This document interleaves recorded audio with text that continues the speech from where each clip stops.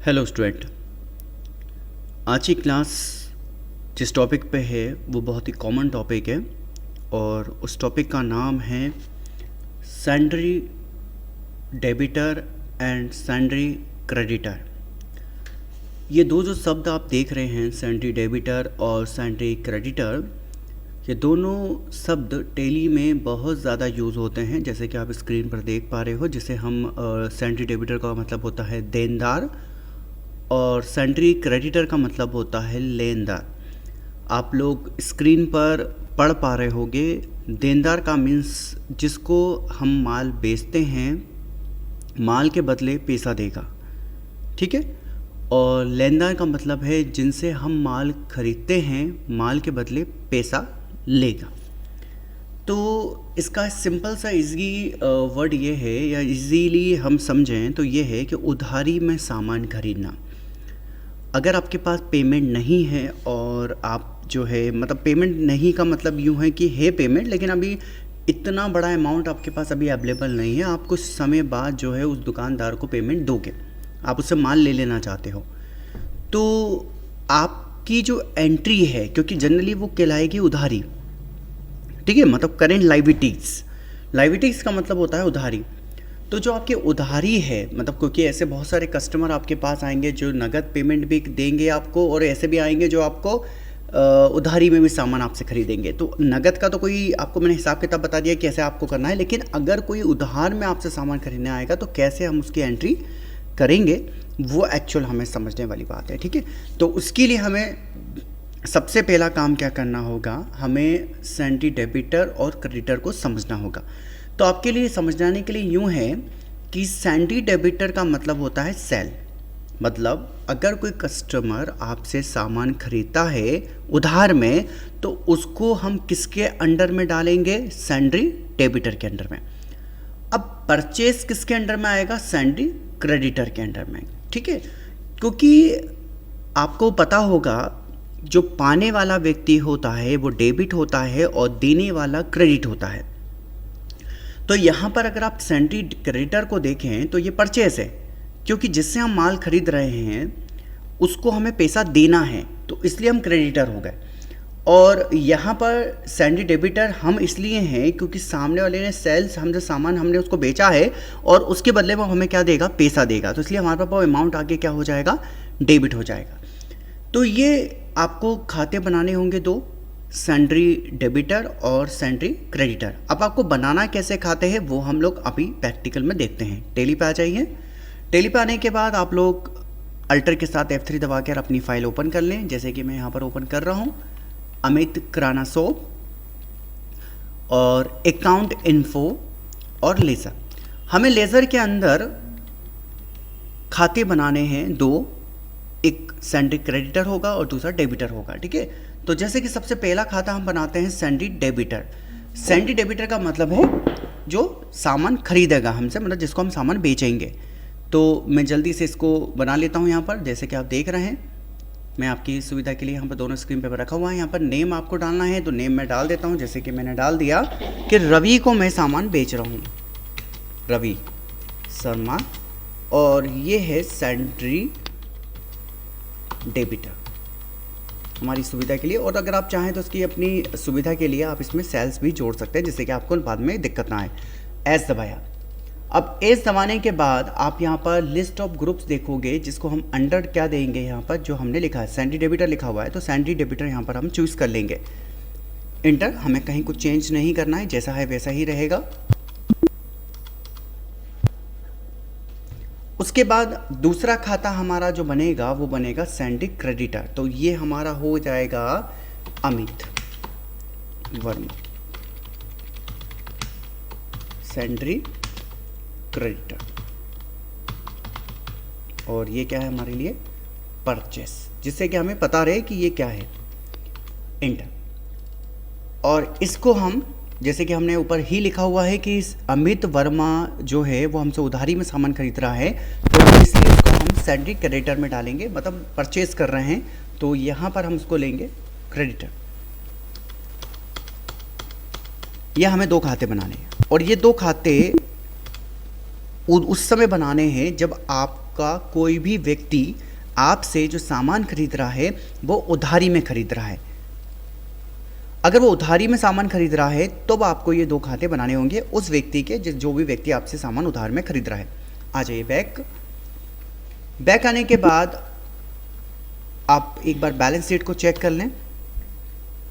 Balance sheet में आप अपना स्टॉक चेक कर लें कि आपके पास स्टॉक कितना रखा हुआ है। तो क्लोजिंग स्टॉक में हम देखेंगे तो 24,000 का हमारे पास स्टॉक रखा हुआ है। और अगर आपको क्वांटिटीज़ देखनी है कि कितना स्टॉक कौन कौन से आइटम्स के हमारे पास रखा हुआ है, जैसे ऑयल है तो कितनी मात्रा में रखा हुआ है, तो हमारे पास बताया जा रहा है कि क्वांटिटी बताई जा रही है, रेट बताया जा रहा है। ये हम एंटर प्रेस करके जो है उसकी डिटेल्स को निकाल सकते हैं। अब यहाँ पर हमें क्या करना है कि हमारे हाथ में जो अमाउंट है कैशिंग इन हैंड, इससे तो हमें कोई लेन देना ही नहीं है, क्योंकि हम तो यहाँ पर सामान उधार में खरीदेंगे और उधार में ही बेचेंगे।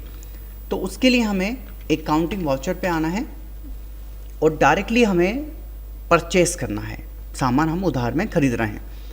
अब यहाँ पर सप्लायर इनवॉइस नंबर आ रहा है, मतलब जिस व्यक्ति से आपने सामान खरीदा है उस व्यक्ति ने आपको सामान के साथ साथ एक बिल भी दिया होगा जिसे हम इनवॉइस बोलते हैं। और उस इनवॉइस पर जो नंबर डला हुआ है जिसे बिल नंबर कहा जाता है वो यहाँ पर डाल दें। अगर पता है तो डाल दीजिए, नहीं पता है तो कोई बात नहीं, इसे छोड़ सकते हैं ब्लैंक। उसके बाद अब आप देख सकते हो कि यहाँ पर जो पार्टी अकाउंट नेम है जिसमें 1-2 अकाउंट हमारे नए आ गए हैं, Amit Verma sundry creditor purchase and Ravi Verma sundry debtor. तो हम क्योंकि उधार में सामान खरीद रहे हैं तो इसलिए हम अमित वर्मा को लेंगे।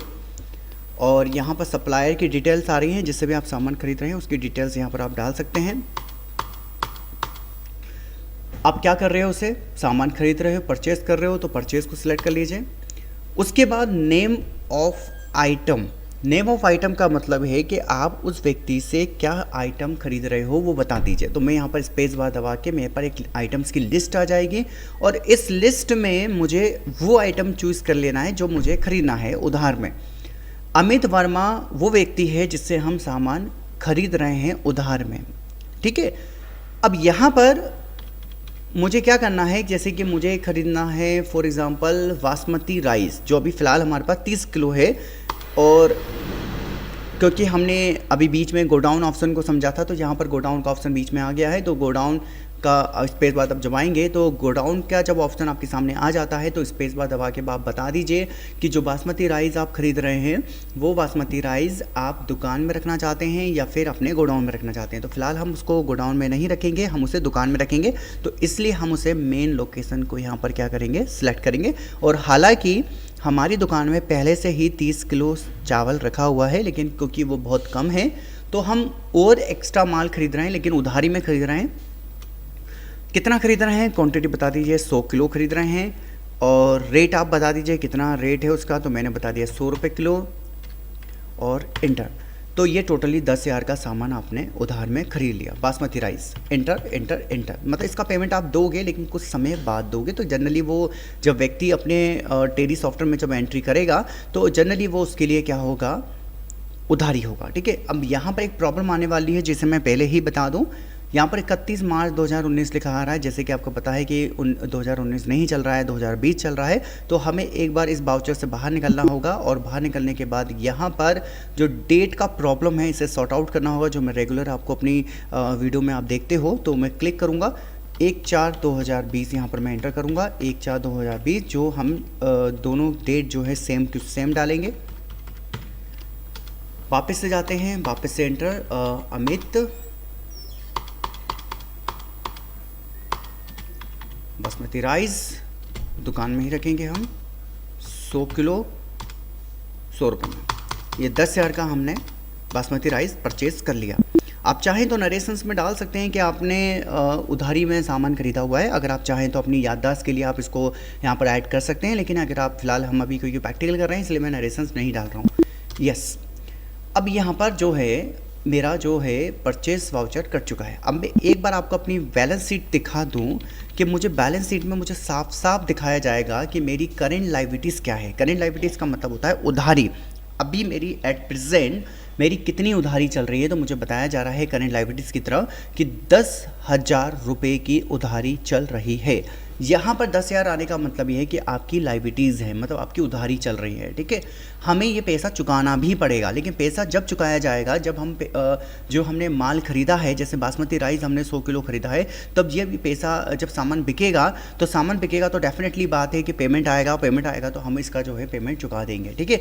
तो यहाँ पर हम अब जो है एक काम कर सकते हैं कि हमारी जो बैलेंस शीट है हम दोबारा जाते हैं और करेंट एसेट्स में जाकर एक बार चेक करते हैं कि कैशिंग हैंड हमारे पास अमाउंट कितना रखा हुआ है।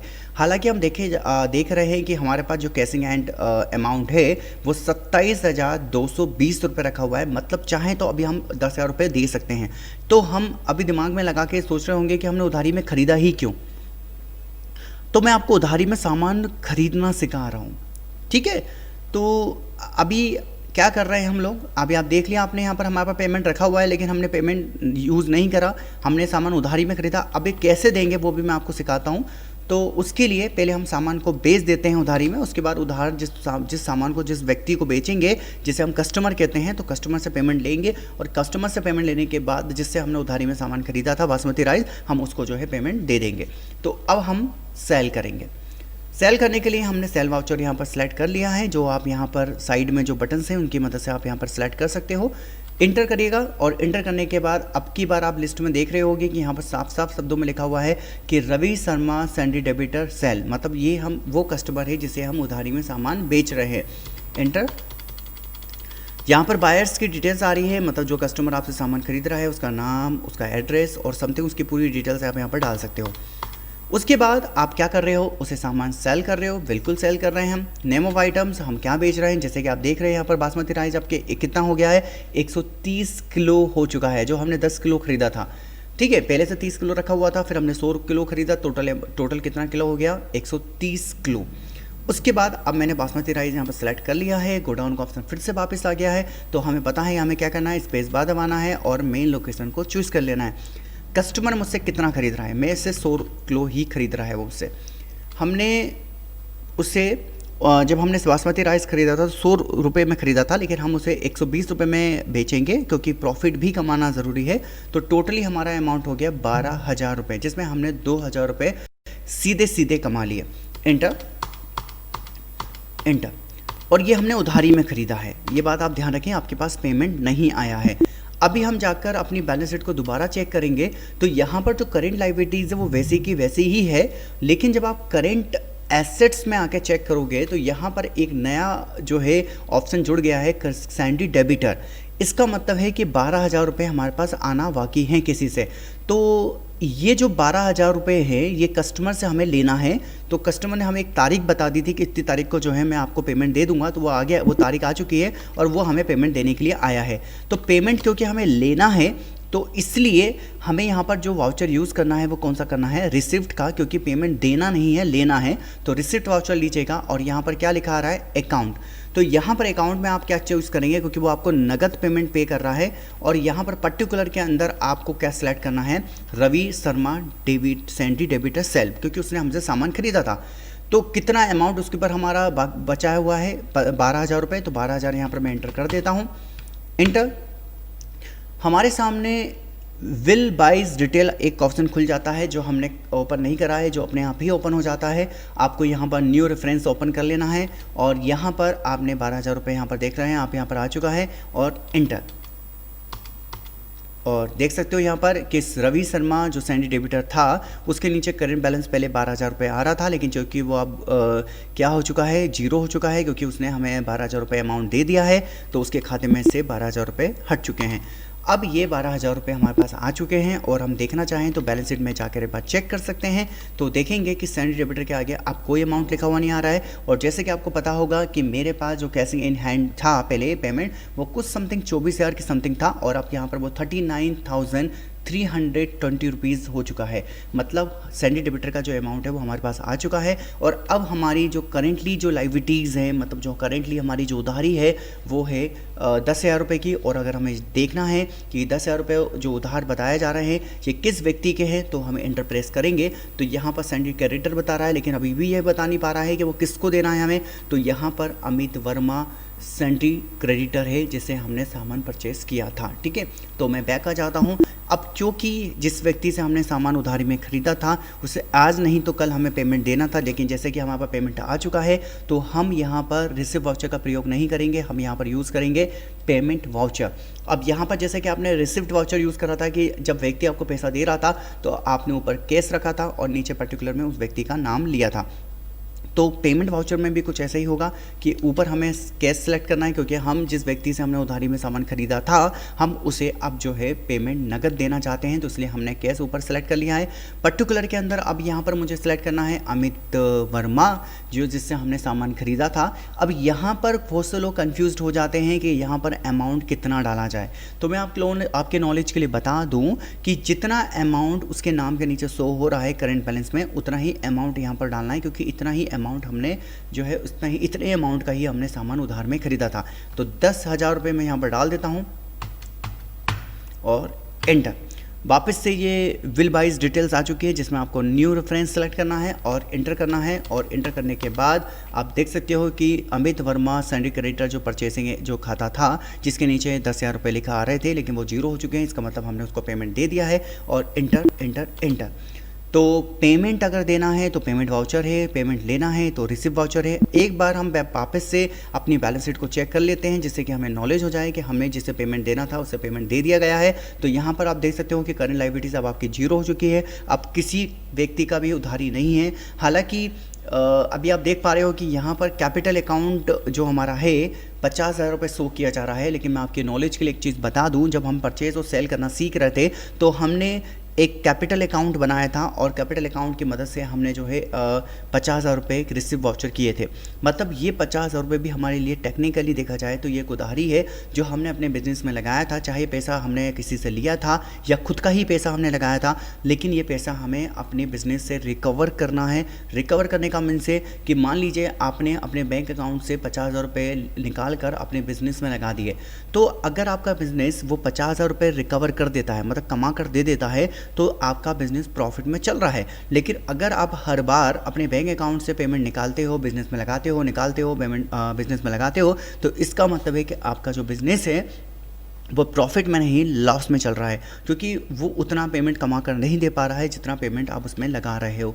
तो यहाँ पर जो 50,000 रुपये है ये भी अगर आपके पास आ जाता है तो आप इसको अपने कैपिटल अकाउंट को वापस दे दीजिए। मतलब ये बिज़नेस जो है किसी और को नहीं देगा पैसा, वो वापस हमें अपने आप को ही लेना है, जो मैं आगे की वीडियोज़ में आपको समझाऊँगा। तो मेरी टेली सॉफ्टवेयर की बात करें तो टेली सॉफ्टवेयर अब ज़्यादा बचा हुआ नहीं है, मात्र अब ये मान के चलिए कि आपका टेली सॉफ्टवेयर 1 से 2 दिन का बचा हुआ है जो आपका कंप्लीट हो जाएगा। और मतलब ये मान के चलेंगे गुरुवार के दिन आपका टेली सॉफ्टवेयर कंप्लीट हो जाएगा। और मैं देख रहा हूँ कि बहुत से लोग वीडियोस नहीं देख रहे हैं, क्योंकि मुझे पता चल जाता है कि कितने लोग वीडियोस देख रहे हैं। तो जो लोग नहीं देख रहे हैं क्या इसका मतलब मैं समझूँ कि आप लोगों को वीडियोज़ की ज़रूरत नहीं है, और अगर ज़रूरत नहीं है तो मैं कल से वीडियो बनाना बंद कर देता हूँ, क्योंकि मुझे ऐसा फील हो रहा है कि वीडियो बनाना मेरे लिए, आपको लग रहा है कि वीडियो बना के मैं आपको दे रहा हूँ, तो इसका कोई मतलब नहीं है, क्योंकि ये सिर्फ और सिर्फ आप लोगों के लिए है कि जिससे कि आपको एग्ज़ाम में पेपर में दिक्कत ना आए कि कैसे हमें टेली के अंदर कैसे हम उसको पेपर को सबमिट करेंगे, कैसे उस पेपर को देंगे टेली को। और अगर आपको ऐसा लग रहा है कि आपके लिए किसी काम का नहीं है तो आप मुझे बता सकते हैं, क्योंकि मुझे ऐसा फील हो रहा है कि आप लोग वीडियो नहीं देख रहे हो। क्योंकि अगर आप वीडियो देख रहे होते तो ग्रुप में आप मैसेज मुझे डालते कि पूछते, क्योंकि ऐसा तो नहीं है कि आपको कहीं कन्फ्यूजन नहीं होगा। अगर कोई भी डाउट्स हैं तो आप मैसेज के द्वारा मुझसे पूछें। और एग्ज़ाम कब होंगे इसकी चिंता सबको हो जाती है, आप एग्ज़ाम की चिंता ना करें। जब भी एग्ज़ाम की डेट आएगी आपको ग्रुप में मैसेज के द्वारा बता दिया जाएगा। और जो भी फ्रेंड ऐसी हैं जिनके पास मोबाइल नहीं है और केवल आपके टच में है, तो आप उन्हें बता दीजिएगा जब भी एग्ज़ाम डेट मैं यहाँ पर डिक्लेयर करता हूँ या मैसेज के द्वारा आपको ग्रुप में डाला जाता है। और एक बात और यहाँ पर मैं अंडरलाइन कर दूँ कि क्योंकि अब नए फॉर्म डलना स्टार्ट हो चुके हैं, आप लोग अपनी फ्रेंड्स, अपने रिलेटिव्स, जो भी आपके ऐसे ज़रूरतमंद व्यक्ति हैं, जो गर्ल्स ऐसी ज़रूरतमंद हैं जो जिसको सीखना है, कंप्यूटर कोर्स करना है लेकिन पेमेंट नहीं है, तो उससे आप यहाँ पर फॉर्म डलवा सकते हैं। लेकिन 12th कंपलसरी है यहाँ पर। अगर कुछ ऐसे स्टूडेंट्स भी हैं जिनकी 12th अभी कंप्लीट नहीं हुई है तो वो लोग फॉर्म नहीं डाल पाएंगे, तो इसलिए केवल वही लोग यहाँ पर फॉर्म डाल सकते हैं जिनकी 12th की मार्कशीट उनके हाथ में है। 10th 12th आधार कार्ड, 3 पासपोर्ट साइज़ फ़ोटो, आप लोगों को देना है, ठीक है। और तारीख जो है आप लोगों के ग्रुप में डाल दी गई है, केवल यही महीना है जिसमें आपको जो है फॉर्म सबमिट करना है। 30 जून आपकी लास्ट डेट है, आपको 30 जून तक अपने डॉक्यूमेंट्स यहाँ पर सबमिट करना है, जो भी स्टूडेंट यहाँ पर कोर्स करना चाहता है, ठीक है। आप लोगों को आई होप कि समझ में आया होगा कि कैसे हम उधारी में सामान खरीद सकते हैं और उधारी में सामान बेच सकते हैं। तो आप इसको चला कर देखिए, और कोई डाउट होता है आप मुझसे सवाल कर सकते हैं, क्वेश्चंस कर सकते हैं। Okay, thank you.